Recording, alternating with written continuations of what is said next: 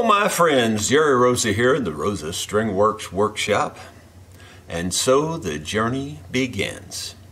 I'm not arrogant enough to believe that I alone am the best mandolin builder in the world. That's not what this title is about. It's about my goal. And my goal is to build the world's finest mandolin ever built by a human.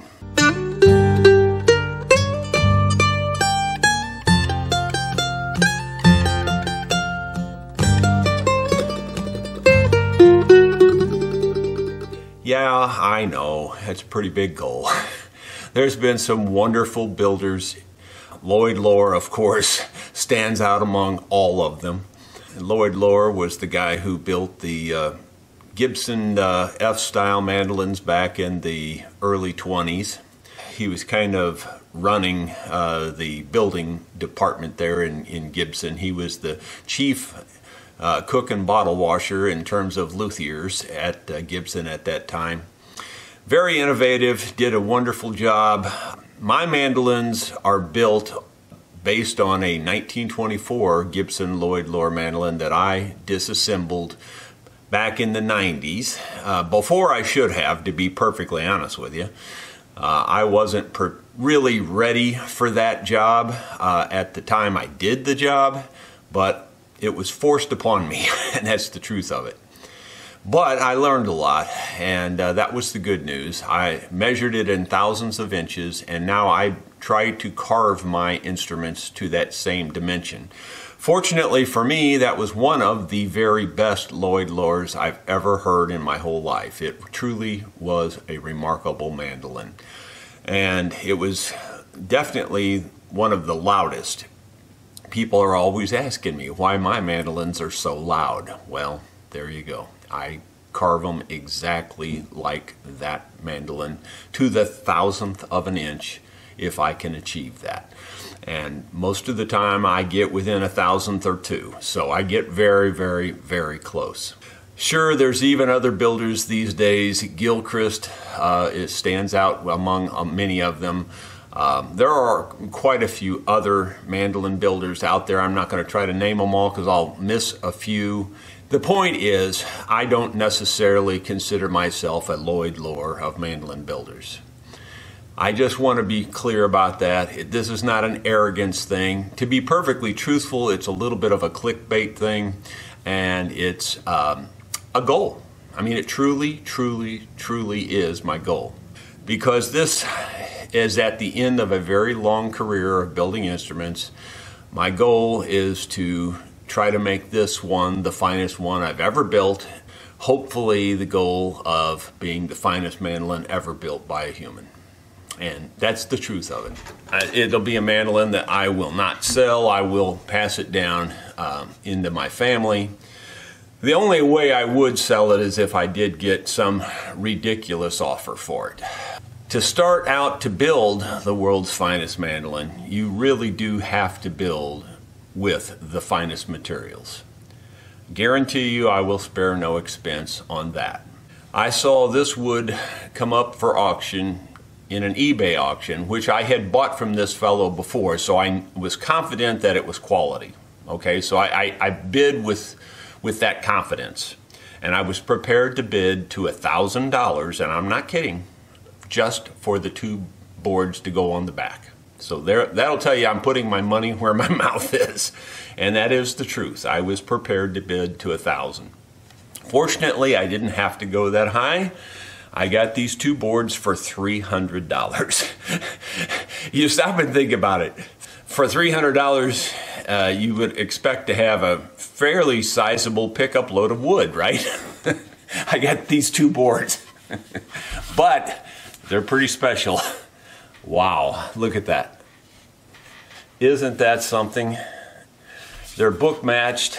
Book matching, if you don't know what that means, well, first of all, you can see here that the guy that sawed them marked them this way, so he knows that's the way they were sawn out of the tree. And by looking at it, you can tell that that's true.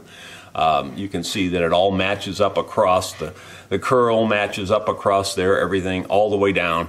When you open this up, and I'll open it this way because this is the side that will go out on the back of the mandolin, you can see that it's a perfectly book matched back. So that's what I'm starting with. I know this is not quarter sawn, it's slab sawn. Many of the luthiers will tell you that the slab sawn gives you the best sound on the back. I don't disagree with that exactly, but I've always preferred to use the quarter sawn because of the strength issue. It's very strong. Now, granted, the back doesn't need to be that terribly strong. So that's not the big issue here. The one thing about slab sawn is it doesn't usually book matches perfectly. But I built a mandolin out of this type of maple. By the way, this type of maple is called quilted maple. It's I believe it's big leaf maple from the state of Washington, Oregon, up that way. It comes from that area, northwest United States. And big leaf maple, I believe, is what it's called.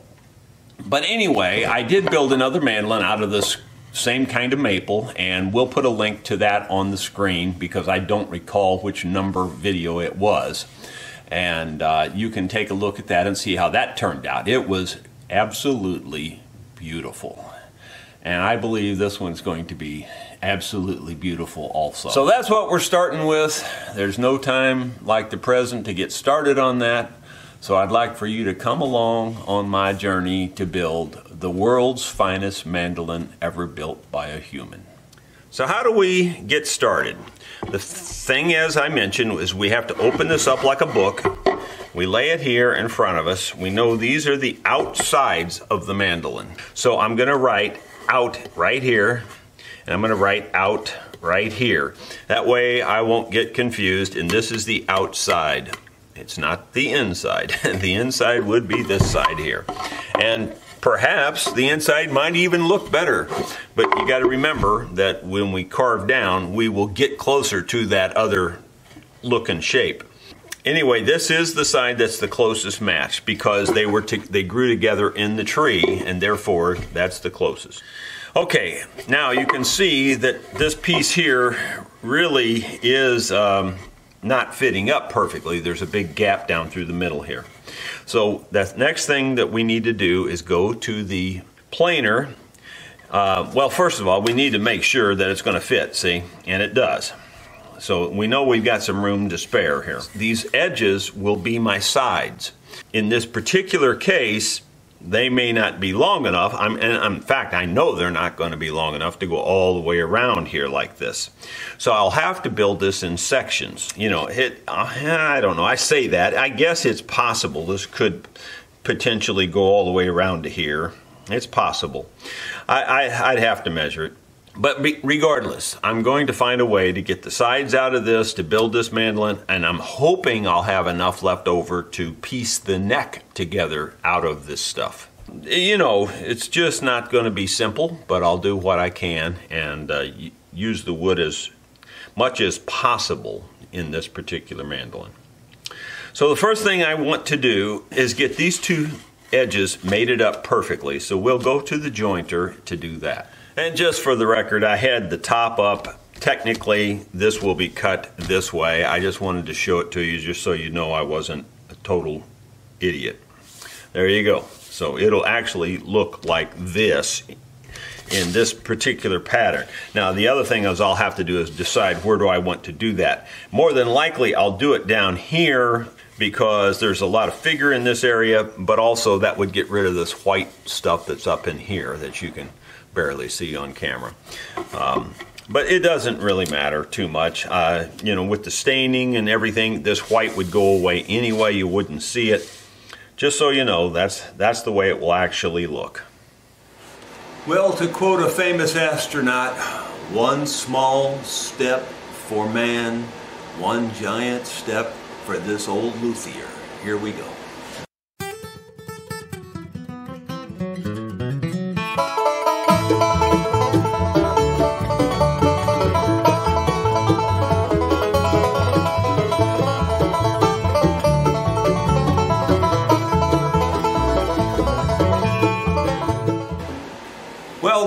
perfectly truthful, they didn't turn out exactly like I was expecting. That's the first time I've ever had it burn on the edges. Wouldn't you know, it would be on this mandolin.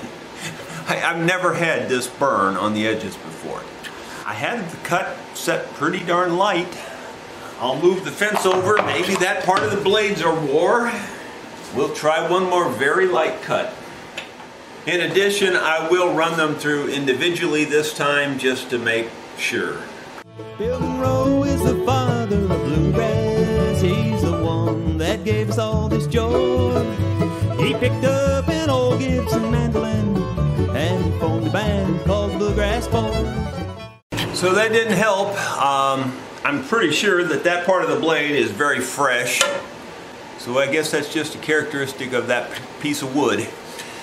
Anyway, I will see what I can come up with there to make that match up. What I'll probably have to do now is put some sandpaper on a flat surface and sand it like this. You know, just go from there. You just got to take one step at a time. Okay, I've got a piece of 220 sandpaper here, and I'm just going to work it back and forth like this to try to get rid of that burned edge and also the little bit of tear out. I do recall just instantly, as soon as I ran that over the joiner, how this wood likes to tear out when you carve it. Very difficult to carve this wood, very difficult. So I've got my work cut out for me, I remember now. He's known far and wide for his picking, and we've all tried to copy his style. Well, now for those of you who like to hear it, here's old JR to give it a try.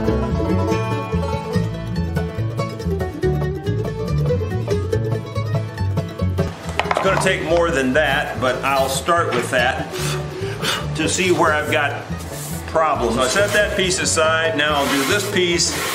Well, old Bill is really getting up there, but his music's as fresh as can be. One day he'll pick up in heaven, then we'll all hear that mandolin ring. So next time you're out in the evening, look and see if that old moon is blue. If it is, you'll know Bill is happy. He'll be picking some old bluegrass tunes. Get tough. It was a tough fight, Ma, but I got these things meeting up absolutely perfectly in terms of that joint. You know, I put it up to the brightest light I got and hold them together like this, and you wiggle it back and forth in front of that light, and almost always you can see some little teeny tiny speck of light coming through. I don't see any light coming through this one. It is perfect. That's what you need for the world's finest mandolin.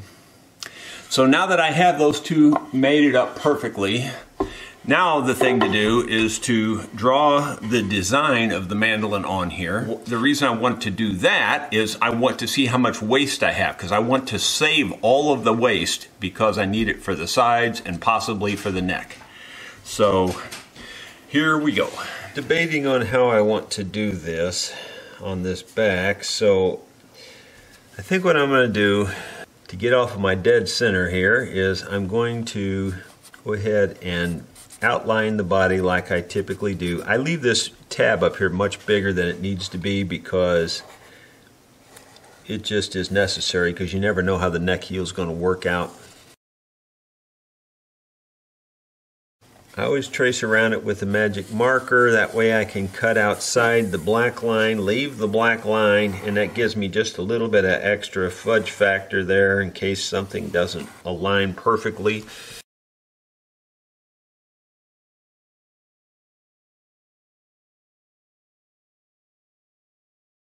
So that's basically what she'll look like.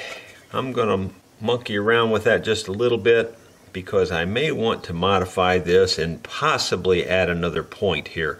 Now, on all of the 3-point mandolins I've seen, this point is completely different shape. It kind of opposes this point. I don't want to do that. I want to keep this just like a Lloyd Loar exactly, except possibly add an extra something up here. If it doesn't look like it's going to work and look nice, then I'll just skip it. If I can make something work that I think will look really nice, I'll do it. So for now, I'm just going to monkey around with it. I think I'm going to go ahead and trim off these edges so that I can, work with a smaller piece here. We'll see how that goes. Well, I have been doing some thinking on this, and I did want to add this extra point. And you can see how I've got it drawn in there by pencil right now. And I just drew it in freehand. I like the look of it. I think it does a lot of things for this mandolin in terms of looks, style, and all that. But in addition, it kind of works a function. And that is that this makes the length of this side a little shorter. I can stop it right there. And this length may not be long enough to go all the way around this. So, that's a good thing. It gives me a shorter piece of wood to work with, but it just looks cool. I think it's going to really add to the mandolin. So I'm going to go ahead and draw it in with the magic marker now because I feel like that's the way it's going to go. I have a case sitting here, as you can see. I wanted to make sure it would fit in this case. And sure enough, there's plenty of room in this particular case for that point. I don't think I'd have any problem, but at least I was thinking about that. Now, I know this is going to change my form, the way my form works, but that's okay. I can notch out my form, and I don't even think that'll hurt my form. I really have thought about this quite a bit for a long time, so I don't think I'm forgetting anything. Anyway, I'm going to do it. I'm going to add that on there. I think it's going to just give it a little bit of extra flair and just look a little, kind of cool, yet it'll be the only one like it in the world because all the other ones that have this extra point, they just look different up here. They're just shaped different. This point gets reshaped. And I think this is going to give it kind of a cool look. So we're just going to do it. Okay, so that I can get this shrunk down a little bit, I'm going to go to 5, and I think I'm going to go to 1/8 inches because on this side here it's just a teeny bit bigger. And I could probably get by with just 5. I don't want to make it any bigger than I have to. I think I'll just go 5 1/16, and that way I'm not wasting any wood. So I'm going to set my bandsaw to rip this down at 5 1/16 of an inch. We're at the bandsaw. I have it set to 5 1/16 inches to cut this. So I'm going to go ahead and rip these out. I'll lower the guard down a little bit, keep the blade good and stable, and we should be ready to go. So here we go.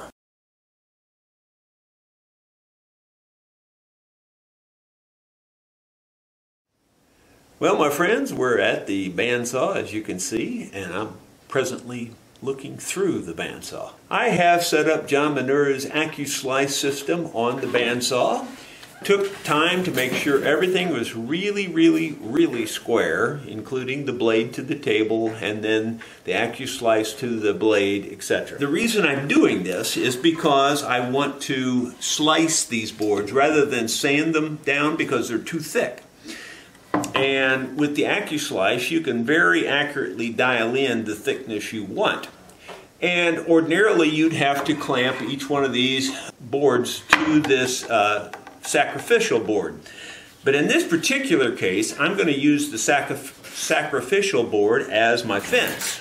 I have dialed in exactly the width that I needed here, and I can do it very precisely with the dial indicator over here. So I dialed in 570 thousandths of an inch. I need my back thickness to be a little bit less than that when I'm done. In other words, the total thickness of the back would be a little bit less than 570 thousandths. So anyway, that's what I've dialed in. I'm going to go ahead and use this as just a regular fence and slide these through, and I should be in pretty good shape. So here we go.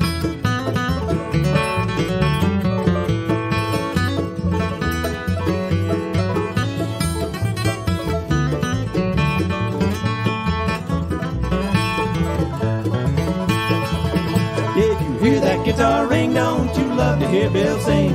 That old bluegrass sound makes me smile. And while I'm on this earth, I'm gonna pick for all I'm worthy, for I'm picking in that sweet by. Thanks to John Manure's AccuSlice system, we have got our boards cut to thickness that we're ready to glue up. I debated on whether I would just cut this square across here and then glue up a smaller piece, or go ahead and, glue up the full length and clamp the full length. I think I'm going to clamp the full length and glue up the full length. And the reason for that is I can then saw this out a little more accurately and save all of this precious wood, if you will.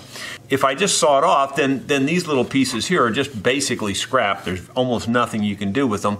But if I saw it out like this, then there's a lot more wood here. And I'm going to save every piece I can.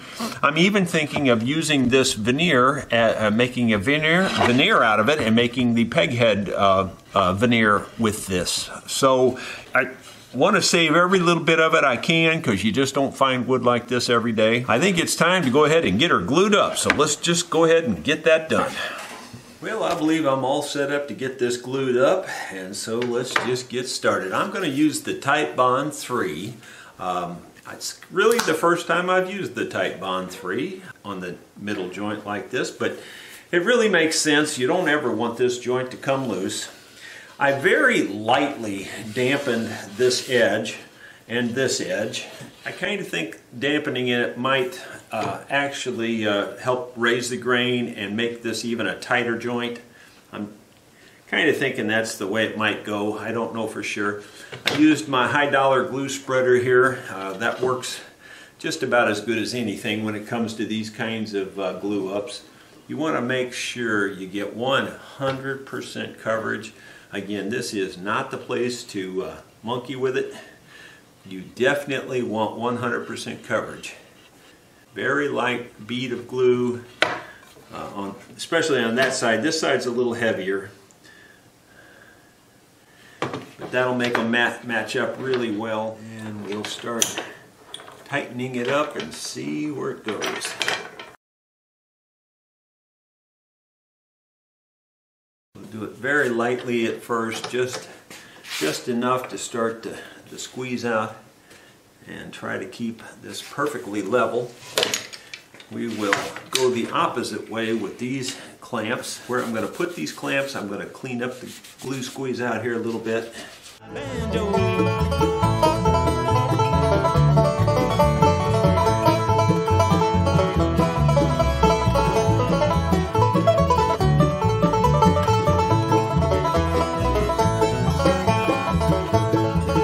Did you hear that banjo ring? Don't you love to hear Bill sing?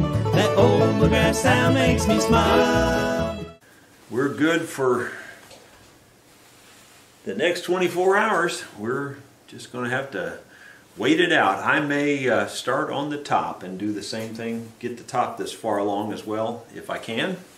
I'm trying to pick out the best board I have for my top of my mandolin. And I learned something today that I probably should have known from day one, but I didn't. You know, if you don't learn something every day, you're not doing your job, I think. But every one of these tops that I have, and I have 1, 2, 3, 4, I have 5 to choose from. So I have 5 top boards. All of these, you understand, I hand selected, so I know they're all good. The very worst one would make a great mandolin. That's the truth of it.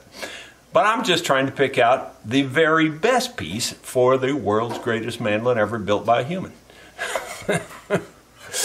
And this one is really nice. It's got the super fine grain, really fine grain. This is the finest grain of all of them. It's also written on there master grade, which was written on there by John Griffith from Old Standard Wood Supply. But notice the difference in tone. Can you hear it? Boom, boom, boom, boom, boom, boom, boom. Now listen to this one. Bing, bing, bing, bing, bing, bing, bing. It's got 2 different tones. Now, I thought, well, maybe that's just unique to this board. I tested all 5 sets. All of them do that. all of them have one side low and one side high. And in 40 years, I didn't know that. I usually just pick up one side of it and tap it and listen to it and tell me if I hear the right note. I hear a good note, a good clear note. Then I think, well, okay, and it sustains and all that. Then it's the kind of wood I want to use, But I've never really compared one side to the other like that.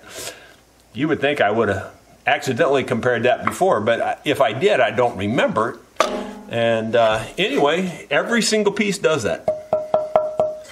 Every single piece has one side high, one side low. Now, what does that mean? It just gets more complicated. Well, I made some assumptions. I assumed that these, the wider the board is, it gets a little bit narrower. So I'm assuming this is the top and this is the way it grew in the tree. So I marked them all as right and left. 4 of the 5 sets were the same. The high note was on the same side, and that was on the left. And on the one set, the high note was on the right, which was kind of weird, but just the way it worked. Now that's assuming that I had the proper end up, and all I could go by on that was the wider portion would be toward the bottom, I would think. That's kind of makes sense the way they grow, because they grow in a taper, This one was actually technically the cheapest board I bought. Not that it was that much cheaper. This was $50 for this board. But look at the grain in this. It's absolutely perfectly matched all the way across. I mean, it's perfectly even. It doesn't get thin and then wide and thin and wide. This is a really good one, and it sounds really good when I tap on it. It's just got a real nice tone. They're both lower notes, or at least they seem to be lower notes than the other 4 specimens. Now, part of that is because this is a little bit bigger, I mean, that's absolutely part of it. Some of them are longer, some of them are wider, and that affects the note. So I'm not too concerned about the specific note. I'm more concerned about the sustain, the clarity of the note, and I'm more concerned about the evenness of the looks of the grain of the wood. This one's got to be my winner right here. I'm real happy with this one. So this is the one I'm going with. Here we go. Okay, I've made my decision. I'm going to use this board as my top for my mandolin. And I've got my fence set to 5/8 of an inch basically, or real close to that. And I'm just trying to make sure I've got clearance for everything to go through here. And I think we're going to go ahead and go with this. Here we go. And while I'm on this certain gonna pick for all I'm worth before I'm picking in that sweet by and by fiddle.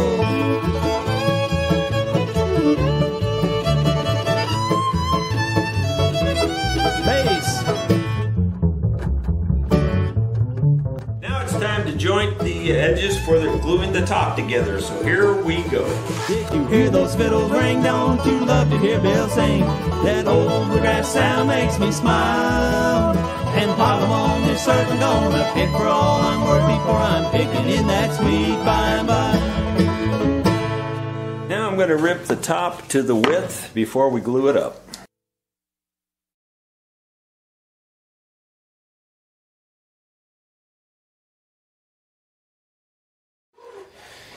Got the top ready to be glued up. I've already double checked it for light. You cannot see any light through the joint, so it's just as perfect as it can be. Spreading the Titebond 3 on the joint and using my $high glue spreader yet again. I use it pretty liberally. Make sure I got it completely covered.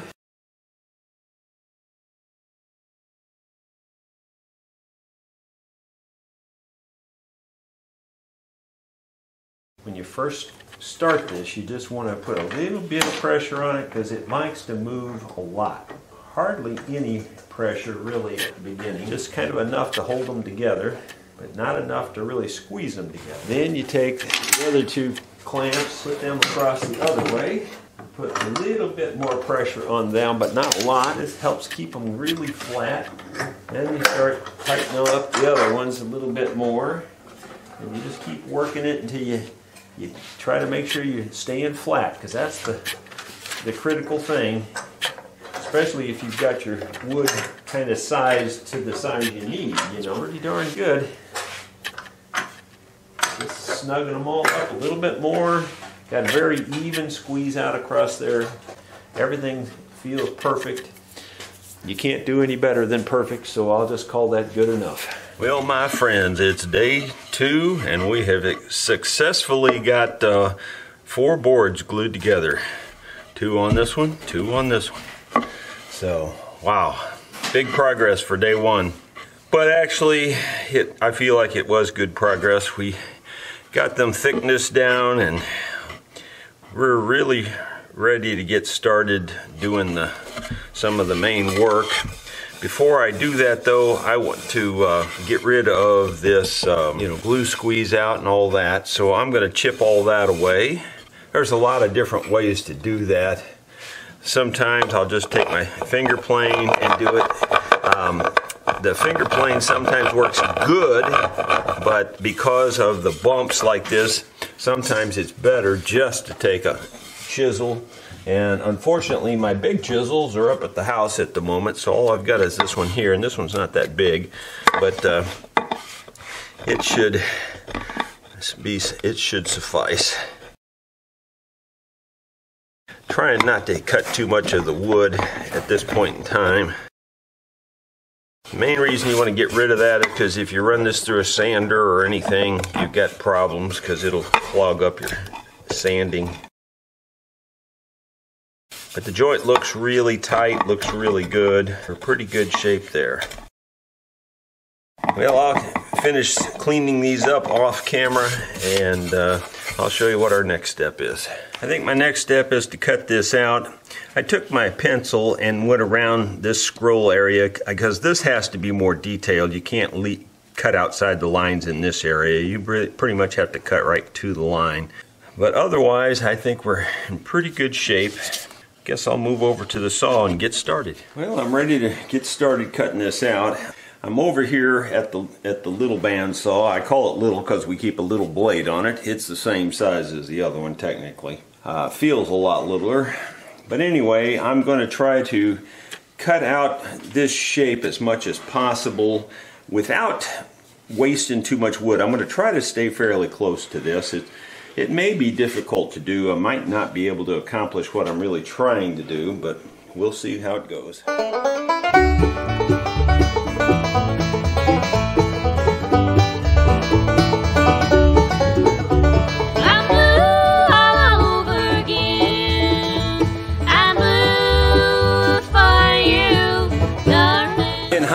It would have been nice to have drilled a hole right there and then I could turn around real easy. I didn't think about that, but I can saw a hole. I can't try to pretend I'm not, 'cause I'm all over again. They say time will heal. Well, you saw me come back out of there, and the reason I did wasn't because I couldn't make the turn. I could have. The reason I had to was because this corner caught over here and I couldn't turn any further. So I'm going to back up and cut all the bottom of this off first to give myself the most room, because again, I want to save as much of this wood as I can save. You know, if I didn't care, I'd just cut across here. It would be so much simpler, but I really don't want to do it that way. Yeah, I know how to cut on a bandsaw. It's just that I'm trying to conserve every piece of this wood I can. Makes me wish you were near. I tried to stop thinking of you, but every little thing I do makes me wish and dream of you. I'm blue all over again. I'm blue for you, darling. I can't try to pretend I'm not, 'cause I'm blue all over again. I've decided that before I get into this intricate part, I am going to go ahead and drill some relief holes. It'll make it easier to turn the blade around. So I'll do that first, and then I'll come back and we'll get back on the saw.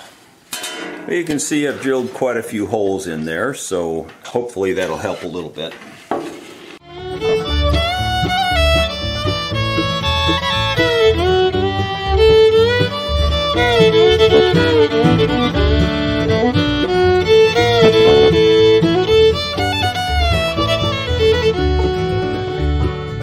Every time you're not around, I'm by myself, I get to feeling down. If someone calls out your name, well, I get to think another day's gone by. You were standing by my side, I'm blue all over again. I'm blue for you, darling. I was able to cut this spot out here and give myself some room to manipulate. I'm going to get some more light on this because this area here is very detailed and I don't have enough light. So here we go. I can't try to pretend I'm not, 'cause I'm blue all over again.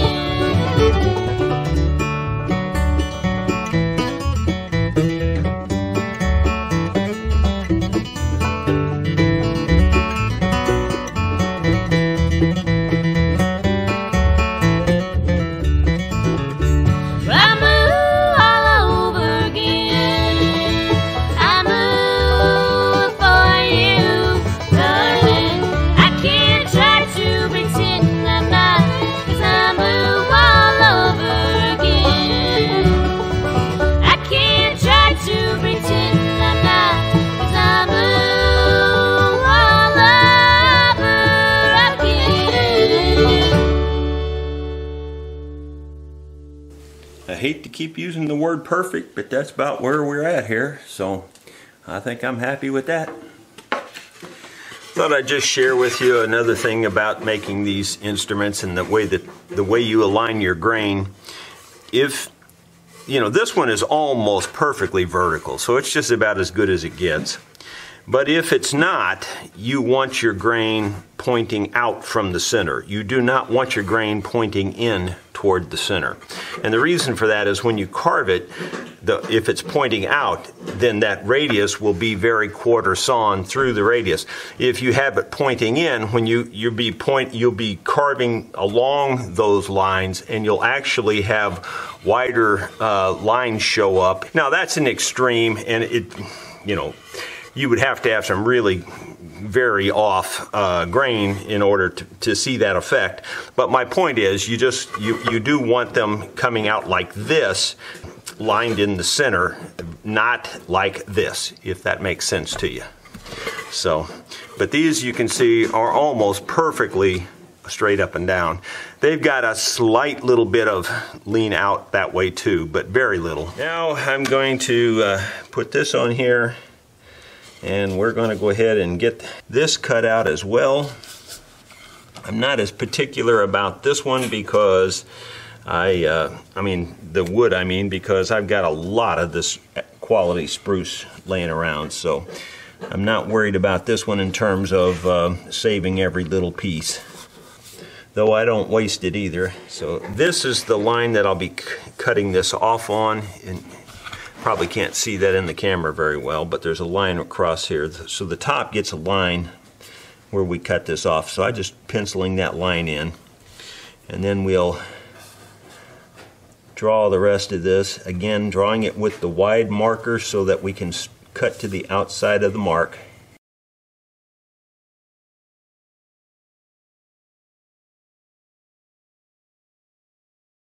And then in here, again, I'll take the pencil and do it so that I can cut closer.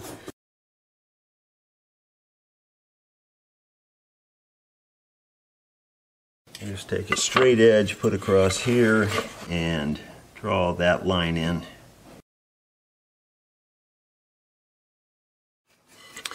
As you can see, I also flipped this over so that I could get that in the same spot, that extra little point.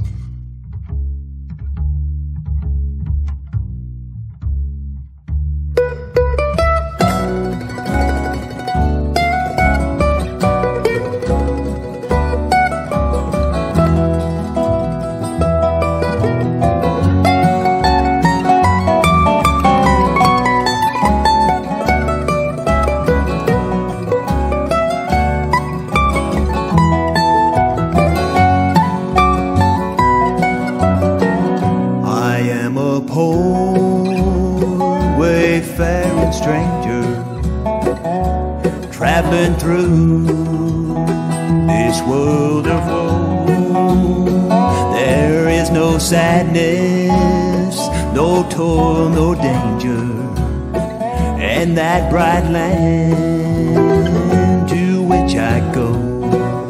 Well, you probably just saw me cut these out on the bandsaw. Some of you will, even after me commenting about drilling the holes, will still wonder why I just didn't make relief cuts.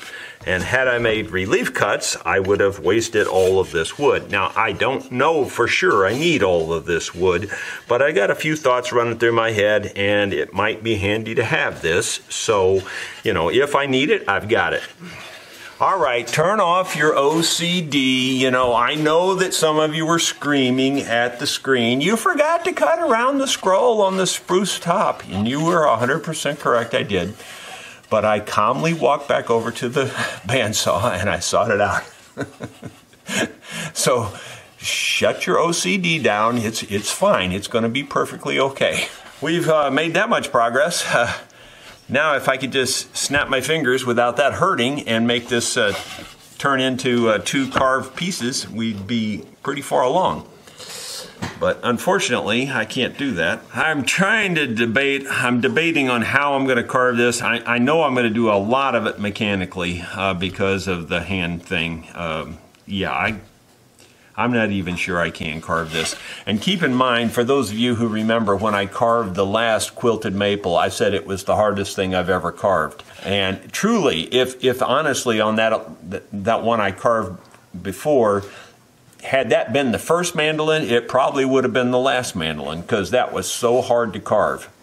And I know I'm in for that again with this one, but who can pass that up, you know? You just can't pass that up. So I've got to find a way to carve it, and mostly I'm going to try to carve it with the grinder. You know, just the bulk. I'm definitely not going to try to get to the detail with the grinder. So we'll move along as we can here.